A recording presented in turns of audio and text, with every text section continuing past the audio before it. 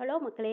நம்ம ஏற்கனவே ரோஜாப்பூ டீ போட்டிருக்கோம். அந்த ரோஜாப்பூ கூட இப்ப இஞ்சியும் கலந்து இஞ்சி டீ எப்படி போடுறதுன்னு பார்க்கலாம். வாங்க வீடியோக்குள்ள போலாம். இது சிகப்பு ரோஜா.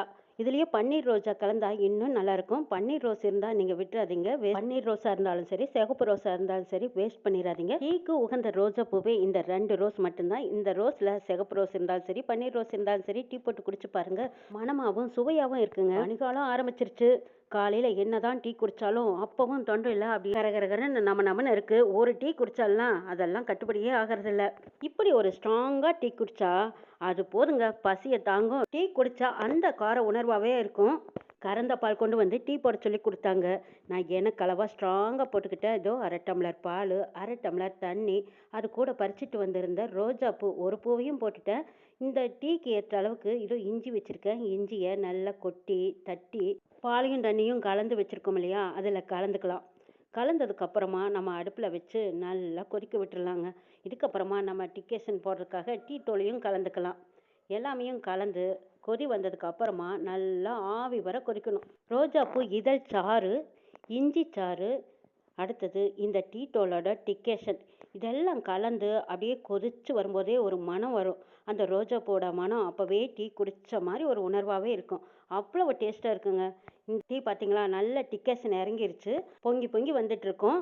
நம்ம அதை ஒரு ஆற்றி அப்படியே அடுப்புலையே வச்சு சூடு பண்ணிட்டு இருந்தோம்னா இஞ்சி போட்டிருக்கிற இஞ்சி சாறு, ரோஜாப்பூ இதழோட அந்த நீர், டீ தூளோட டிக்கேஷன் இது எல்லாம் ஒரு தடயமாக வந்து சேர்ந்துக்குது. அது நாட்டு சர்க்கரை ஒரு ஸ்பூனு, அஸ்கா சர்க்கரை ஒரு ஸ்பூனு, ரெண்டும் கலந்து அந்த டீயை வடித்து நம்ம ஆற்றினோன்னா அதுலேயே அந்த கலர், மனம், சுவை சூப்பராக இருக்குங்க. கிளைமேட் மாற ஆரம்பிச்சிருச்சு. பனிக்காலம் வர தொடங்கிருச்சு. இந்த பனிக்காலத்தில் எவ்வளவு டீ குடித்தாலும் குடித்த மாதிரியே இல்லையே அப்படிங்கிற ஒரு ஃபீலிங் சிலருக்கு இருக்கத்தான் செய்யும். இஞ்சி போட்டு டீயை குடிச்சு பாருங்க, அது பசி ஆகிற வரைக்கும் மறுபடியும் டீ குடிக்க தோணாது. டீ காஃபி எல்லாம் குடிக்கிறது கெடுதல்னு சொல்கிறாங்க. ஆனால் டீ குடிச்சா தான் நமக்கு வேலையே ஓடுது. ஒரு டம்ளர் குடித்தாலும் இப்படி ஸ்ட்ராங்காக இஞ்சி போட்டு குடிச்சிட்டோன்னா நம்ம குடல் பூச்சிகள் இருந்தால் கூட அதை அப்படியே அரிப்புத்தன்மையை அழிச்சிட்டு வந்துடும். இஞ்சி போட்டு குடிக்கிறதுனால குடல் பூச்சி, புழு இதெல்லாம் சுத்தப்படுத்திடும்.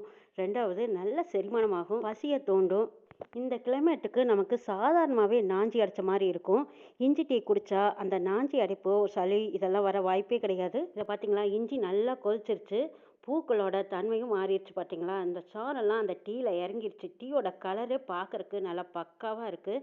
இதை 2 ஆற்றி அப்படியே ஸ்ட்ராங்காக ஒரு டம்ளர் டீ குடித்தா அவ்வளோ நல்லாயிருக்கும். இதை நீங்கள் ட்ரை பண்ணி பாருங்கள்.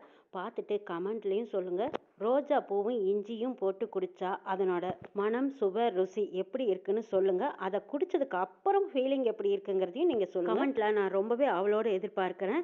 இந்த சிகப்பு ரோஸு, பன்னீர் ரோஸு இந்த 2 ரோஸையும் தவிர்த்துடாதீங்க. கை கிடைச்ச போது இப்படி டீயிலையோ இல்லை உணவு வகையிலையோ ஏதாவது ஒரு வகையில் இந்த பூக்களை சேர்த்துக்கிறது நமக்கு ரொம்பவே உடம்புக்கு நல்லது. இந்த பூவுக்கு ரத்த விருத்தியாகக்கூடிய தன்மை இருக்குது. பிரியாணி செஞ்சாலும், தக்காளி சாதம் செஞ்சாலும் இந்த பூவை கலந்துக்கலாம். ட்ரை பண்ணி பாருங்கள்.